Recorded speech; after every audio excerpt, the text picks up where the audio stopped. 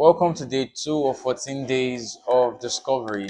Today we are looking at an inward knowledge of God. I'd like to read to you from Romans chapter 1, verse 19 to 20 in the Message translation. It says, "But God's angry displeasure erupts as an act of human mistrust and wrongdoings, and lying accumulates, as people try to put shroud over the truth.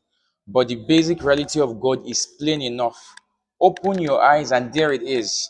By taking a long and thoughtful look at what God has created, people have always been able to see with their eyes as such can see." Amen.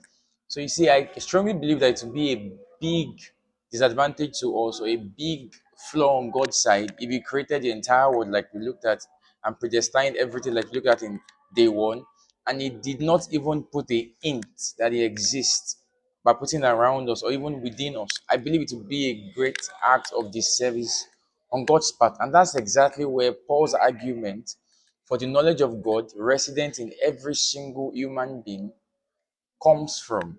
He strongly believes that God has woven into the fabrics of everything around us and even in us the knowledge that He exists. So much so that I love this commentary by David Guzik on Genesis chapter 1, right? The creation story in Genesis. He said about Genesis chapter 1, verse 2, he says, God did not create the sun until the fourth day. God Himself filled the universe with the light of His presence and glory. The Hebrew phrase in Genesis chapter 1, verse 2 says, God said, "Let there be light," and there was light. And He's saying that if God created light the second day, and He later had to create the sun and the moon some days later, what light was He talking about? And then He went further. He says, the Hebrew phrase, "Let there be light," and "there was light," both relate to God's name, Yahweh, in pronunciation. Yea, that's Yehi, which means "let there be light," and Wei, which is "and there was." When you put it together, you have Yahweh, which is Yahweh.